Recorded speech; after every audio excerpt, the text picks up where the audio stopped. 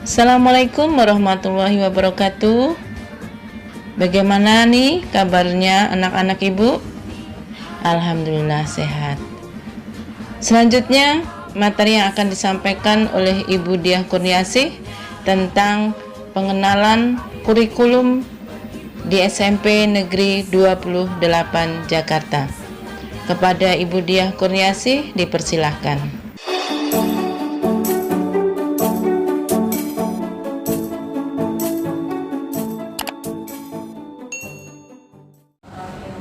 Assalamualaikum warahmatullahi wabarakatuh. Selamat pagi dan salam sejahtera buat anak-anak ibu dan orang tua yang berada di rumah masing-masing. Selamat bertemu dengan kami keluarga besar SMP Negeri 28 dalam kegiatan pengenalan lingkungan sekolah atau yang sering disebut dengan PLS walaupun secara daring. Ibu ucapkan selamat buat anak-anak ibu yang sudah diterima di SMP Negeri 28 ya, sudah menjadi peserta didik SMP Negeri 28, dan juga kepada orang tua murid yang putra-putrinya sudah diterima di SMP Negeri 28. Selamat bergabung dengan kami keluarga besar SMP Negeri 28 Jakarta. Selanjutnya di sini Ibu diberi tugas dalam kegiatan pengenalan lingkungan sekolah untuk menyampaikan materi tentang kurikulum di SMP Negeri 28 Jakarta. Nah, untuk menanamkan sikap religius kita, setiap kegiatan kita awali dengan berdoa. Untuk itu Ibu beri kesempatan anak-anak untuk berdoa terlebih dahulu. Berdoa dimulai. Selesai? Baik, sebelum dimulai materi atau kita lanjutkan ke materinya, sebelumnya Ibu perkenalkan terlebih dahulu nama Ibu Diah Kurniasih yang nanti akan mengajar mata pelajaran IPS yang pernah Ibu Sri Rezeki sampaikan di pengenal profil SMP Negeri 28, sudah pengenalan guru-gurunya ya. Nah, nanti Ibu akan mengajar IPS terutama kelas 7 C, D, dan E. Ya, sekali lagi kalau untuk kelas 7 A dan B yang mengajar Ibu Indrarini, C, D, E Ibu Diah Kurniasih, dan kelas 7 F dan G Bapak Mamai. Baik, langsung saja kita materi ya. Untuk kegiatan pengenalan lingkungan sekolah ini tadi yang sudah Ibu sampaikan tentang kurikulum di SMP Negeri 28. Apa itu kurikulum? Ya, kita lihat bahwa kurikulum adalah seperangkat rencana pengaturan mengenai tujuan, isi, dan bahan pelajaran serta cara yang digunakan sebagai pedoman penyelenggaraan kegiatan pembelajaran untuk mencapai tujuan pendidikan tertentu. Ya. Jadi, kalau kita belajar untuk mencapai tujuan pendidikan itu harus ada kurikulumnya. Ya. Nah, sedangkan kurikulum saat ini yang kita pakai adalah kurikulum 2013. Kita lanjut. Nah, apa itu kurikulum 2013? Bisa dilihat di slide ya. Bahwa kurikulum 2013 itu merupakan langkah lanjutan pengembangan kurikulum yang berbasis kompetensi atau KBK yang dirilis tahun 2004 dan KTSP pada tahun 2006 ya, yang mencakup kompetensi sikap, pengetahuan, keterampilan yang secara terpadu. Sedangkan isi dan konten kurikulum itu adalah, kalau di kurikulum 13 ini dinyatakan dalam bentuk kompetensi inti atau KI, atau sering disebut dengan KI dalam mata pelajaran itu ya. Nah, dan dirinci lebih lanjut dalam kompetensi dasar. Jadi nanti setiap mata pelajaran itu ada kompetensi intinya. Nah, kompetensi itu terdiri dari 4 ya, sering disebut dengan KI 1 itu tentang kompetensi sikap spiritual, KI 2 itu sikap sosial, KI 3 itu pengetahuan, dan KI 4 tentang kompetensi keterampilan. Ya, bisa dilihat untuk lebih jelasnya di layar. Ya, oke, kita lanjut. Nah, sedangkan kurikulum 2013 itu bertujuan ya untuk mempersiapkan manusia Indonesia agar memiliki kemampuan hidup sebagai pribadi dan warga negara yang beriman, produktif, kreatif, inovatif, dan afektif, serta mampu berkontribusi pada kehidupan bermasyarakat, berbangsa, bernegara, dan peradaban dunia. Itu tujuan dari kurikulum 2013. Jadi intinya dalam kurikulum kurikulum 2013 itu diharapkan nanti peserta didik itu mampu ya, atau mempunyai sikap yang terutama itu yang berproduktif, yang inovatif dan kreatif gitu ya, yang mempunyai wawasan yang luas ya, apalagi sekarang dituntut atau belajar dalam abad 21 ya, jangan sampai kita ketinggalan dengan IT gitu ya.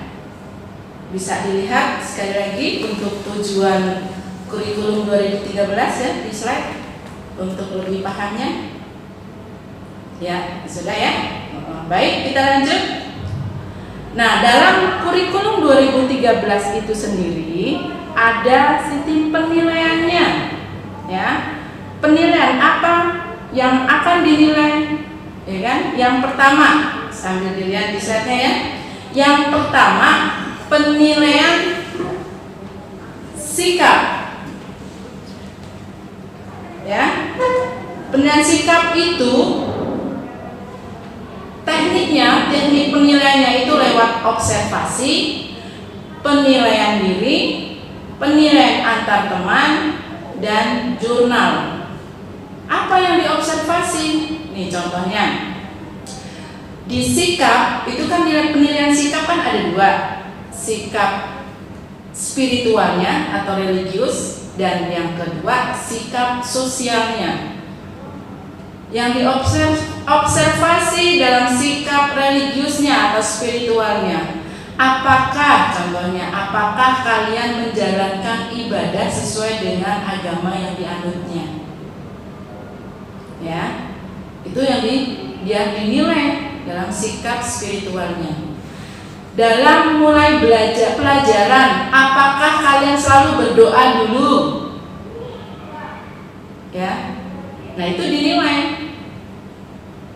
Itu adalah penilaian dari sikap spiritual atau religius. Masih banyak indikator-indikator yang akan dinilai dalam sikap spiritualnya itu. Ya, paham? Oke, lanjut. Yang kedua, yang dinilai sikap sosialnya. Sosialnya itu akan dinilai tentang kejujurannya, toleransinya, disiplinnya, ya, terus gotong royongnya.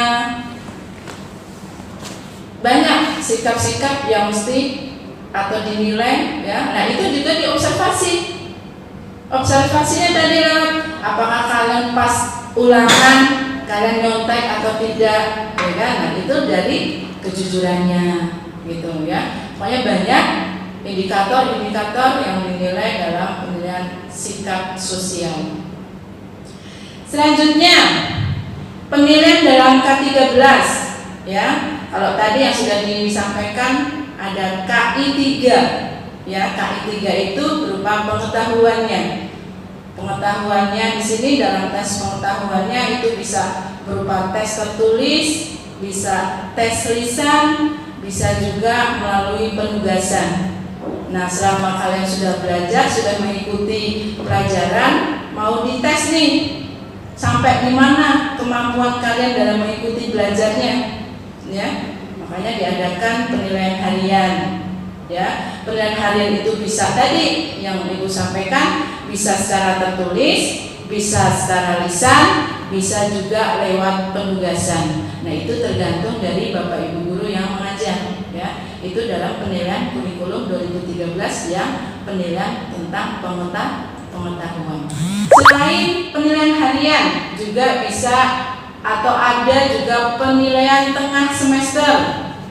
Ya, kalau sudah mengikuti pelajaran beberapa bulan itu ada kalau dulu ya, kalau dalam KTSW UTS, nah kalau sekarang PTS. Ya, penilaian tengah semester. Juga bisa tertulis, juga lisan gitu. Selanjutnya selain PTS ada PAS atau penilaian akhir semester. Atau kalau di semester 2 untuk kenaikan kelas juga bisa disebut dengan UKK atau ulangan kenaikan kelas. Gitu ya. Nah, itu adalah penilaian dalam K13 atau dalam kurikulum 13, terutama dalam pengetahuannya. Ya. Selanjutnya masih dalam penilaian apa saja tadi yang dinilai. Nah, itu yang sekarang adalah penilaian keterampilannya. Ya. Setelah bisa atau kalian sudah mengikuti pelajaran, sudah sampai kompetensinya, ya kan? Akan diuji sampai di mana keterampilannya. Nah, dalam penilaian keterampilan ini ya berupa proyek, berupa produk, bisa berupa praktek, ya kan? Kalau produk misalnya kalau pelajaran IPS dalam keterampilannya berupa produk, itu kalian bisa kalian membuat peta, ya kan? Secara baik peta yang dari dari kertas yang dihancurkan itu juga bisa itu dibuat peta, ya kan? Sampai di mana kalian untuk membuat atau menghasilkan sesuatu ya sesuai dengan mata pelajaran yang diberikan oleh Bapak Ibu guru. Ya, itu adalah dalam penilaian keterampilan. Ya. Nah, itu adalah tadi sekali lagi bisa dilihat ya dalam slide penilaian dalam kurikulum 13. Dan semuanya itu nanti kalian akan dipraktekkan, akan kalian jalani setelah selesai mengikuti PLS ini. Kan hari Kamisnya kan belajar, meskipun sekarang masih dalam keadaan atau dalam COVID, jadi masih belajar secara jarak jauh, tapi tetap dengan mengacu pada kurikulum yang ada ya. Jadi ini yang Ibu sampaikan ini nanti akan dipraktekkan atau akan digunakan ya. Baik, lanjut ya. Nah, dalam kurikulum 13 struktur mata pelajarannya kalian kemarin kan di SD agak sedikit berbeda di SMP itu ya, bisa kalian lihat slide-nya mata pelajaran apa saja yang ada di SMP yang akan nanti kalian pelajari selama di tingkat SMP. Nah, pelajarannya itu ada 10 ya, sekali lagi bisa dilihat ya di slide-nya. Pelajarannya ada 10 yang terbagi dalam 2 kelompok ya, kelompok A dan kelompok B. Kelompok A yang terdiri dari pendidikan agama dan budi pekerti, yang kedua pendidikan kewarganegaraan, yang ketiga 3 bahasa Indonesia, keempat matematika, 5 ilmu pengetahuan alam, 6 ilmu pengetahuan sosial atau IPS, yang ketujuh bahasa Inggris. Itu dalam kelompok A. Nah, kelompok B itu sendiri yang terdiri dari seni budaya, pendidikan, jasmani, olahraga, dan kesehatan. Yang ketiga ada prakarya. Bisa dilihat alokasi waktu belajar per minggunya setiap mata pelajaran, ya. Bisa dilihat di slide ya. Untuk agama 3, untuk PKN 3, untuk bahasa Indonesia 6, untuk matematika 5, untuk IPA 5, untuk IPS 4, untuk bahasa Inggris 4, untuk seni budaya 3, untuk PJOK 3 juga, untuk prakarya 2. Ya, itu waktu atau alokasi waktu per mata pelajaran dalam per minggu. Ya. Nah, kalian tahu kan kalau di SD sama SMP berbeda ya. Kalau di SD itu gurunya ada beberapa saja ya. Nah, kalau di SMP gurunya setiap mata pelajaran gurunya berbeda-beda, gitu ya. Nah, itu perbedaannya SD dan SMP dalam pelajarannya. Tapi kalau di SD kan sama, matematika ada, agama ada, bahasa Indonesia ada, ya. Tapi gurunya biasanya satu kan, guru kelasnya kan, guru kelas itu ya belajar matematika, ya bahasa Indonesia, ya PPKN, gitu. Nah, kalau di SMP tidak. SMP itu gurunya satu-satu, yang ngajar agama, yang PPKN, gitu, dan seterusnya ya. Nah, itu perbedaannya di SD dan SMP. Nah, kalian kan kemarin kan sudah diperkenalkan ya oleh Ibu Sri Rezeki, sekali lagi guru-guru yang mengajar nanti kalian ya selama di SMP Negeri 28. Baik, kita lanjut. Nah, kalau kita belajar itu ada syaratnya atau ada kriterianya supaya kita dianggap tuntas atau tidak, kita lulus apa tidak, ya, yang sering disebut dengan KKM. Ya, bisa dilihat di slide KKM untuk kelas 7. Kelas 7-nya saja yang dilihat ya. Untuk kelas 8, 9 kalau sampai melihat tidak apa-apa. Kelas 8, 9 itu bagi kakak kalian ya. Kalau kalian kan kelas 7 yang dilihat yang dihafalin kelas 7 saja. Itu KKM-nya. Untuk pendidikan agama Islam dan Kristen sama, itu 76, untuk PPKN 72, untuk bahasa Indonesia 73, untuk matematika 72, untuk IPA 71, IPS 72, bahasa Inggris 72, PJOK 75, seni budaya 72, prakarya 75. Ya. Sekali lagi bisa dilihat di slide-nya. Untuk KKM yang ada di SMP Negeri 28. Ya, yang kelas 7 saja yang dihafalin ya. Kan berbeda kelas 7 8 9. Ya, baik, itu tentang KKM. Jadi nanti gini, kalau kalian ulangan dalam penilaian pengetahuan tadi ya yang Ibu sudah sampaikan, penilaian harian supaya dianggap lulus atau tuntas berarti harus lebih dari KKM yang sudah ditetapkan. Misalnya nih contohnya, kalian ulangan matematika, kalian pas ulangan memperoleh nilai 70. Nah, kalian dianggap tidak lulus atau tidak tuntas, itu bisa diulang lagi atau di remedial. Karena ketetapannya atau KKM-nya matematika itu 72. Ya. Jadi kalau yang masih mendapat nilai di bawah 72 itu harus di remedial atau diulang kembali. Ya. Semua mata pelajaran seperti itu.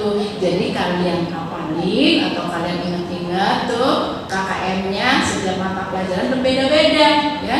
Bisa dilihat di slide-nya ya. Baik. Paham ya? Oke. Di Kita lanjut. Setelah KKM. Nah, selama kalian belajar di SMP Negeri 28, kalau kurikulum 2013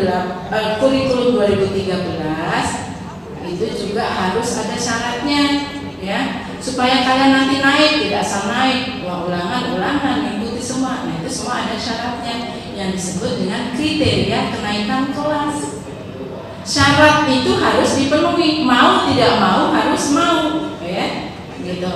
Kriteria kenaikan kelas itu apa? Misalnya nih, nanti kalau kalian udah belajar di kelas 7 kan nggak mungkin mau kelas 7 terus kan, pengen kelas 8, pengen kelas 9 gitu kan.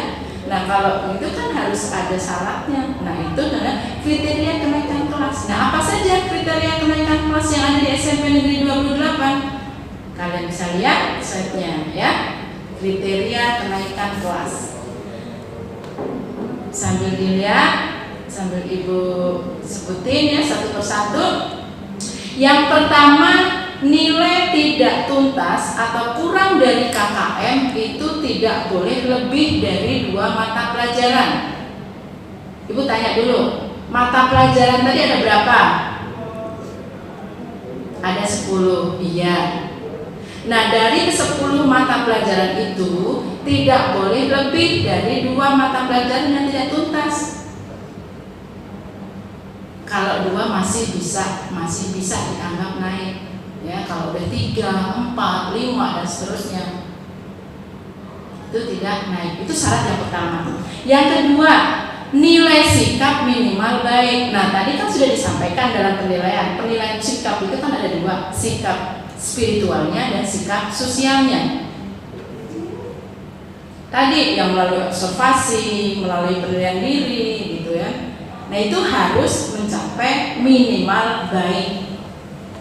Ya, nilai sikapnya sekali lagi harus mencapai atau minimal baik. Cukup tidak bisa karena syaratnya minimal baik. Itu syarat yang kedua. Yang ketiga, nah, kalau di kurikulum 2013 itu kan ada ekstra kurikulum pramuka wajib. Namanya wajib itu harus diikuti.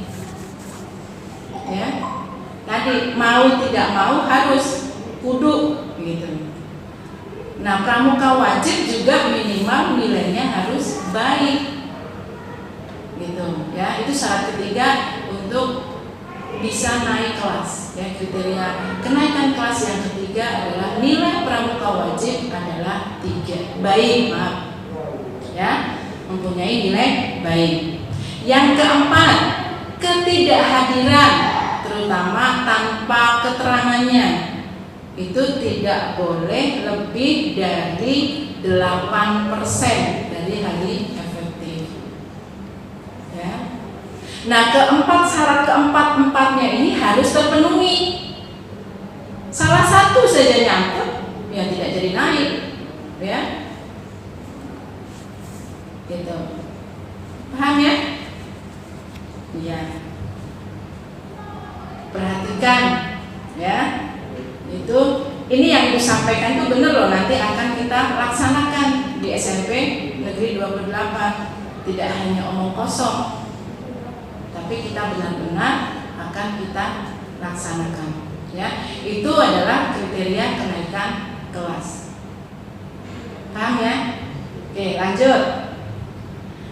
Nah, pada masa pandemi COVID-19 ini, sistem belajar yang dipakai atau yang digunakan di SMP Negeri 28 atau yang diterapkan adalah dengan sistem home learning. Ya, Ibu bukan orang Inggris jadi belepotan ngomong bahasa Inggrisnya ya. Home learning atau pembelajaran jarak jauh. Jadi ini PLS-nya masih pakai daring ya. Dan nanti juga belajar selama masih belum ada informasi dari pemerintah atau dari gugus tugas COVID, ya kan, kita melaksanakan pembelajaran jarak jauh, ya kita laksanakan. Nah, itu benar-benar kita sekolah tapi kita di rumah.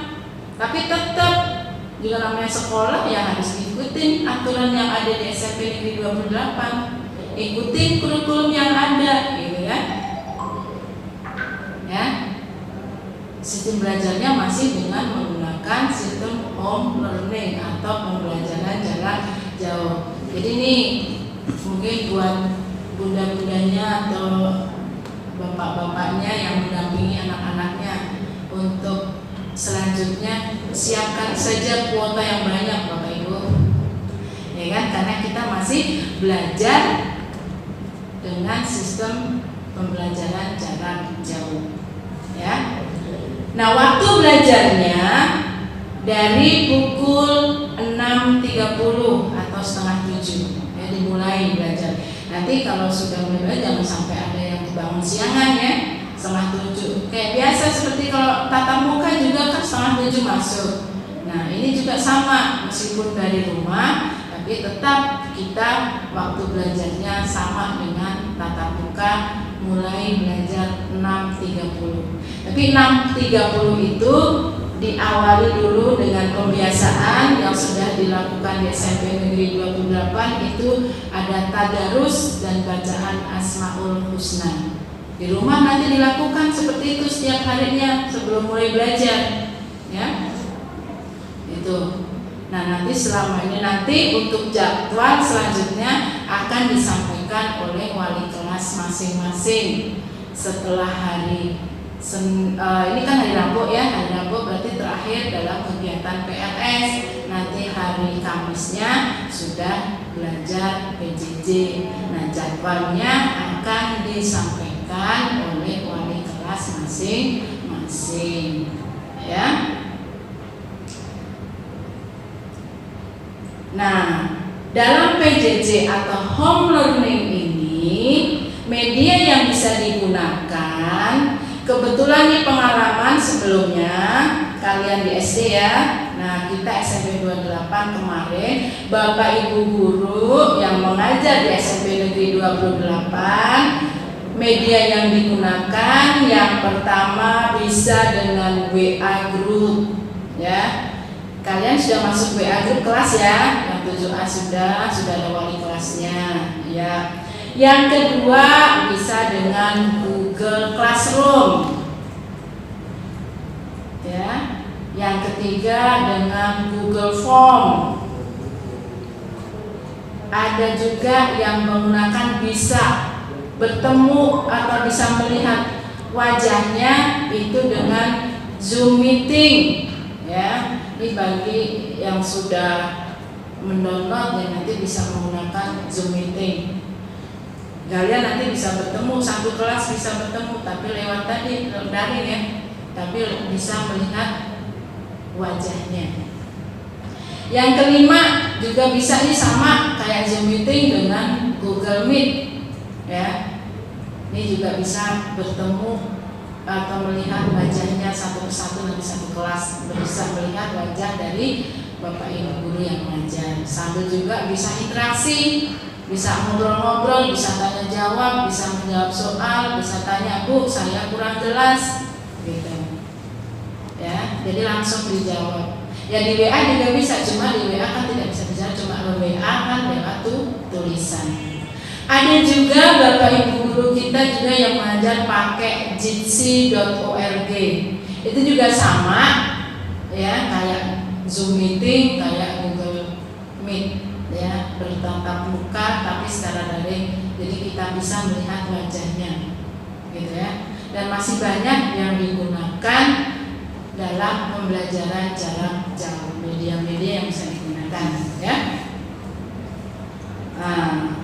Oke, itulah ya pengenalan kurikulum di SMP Negeri 28.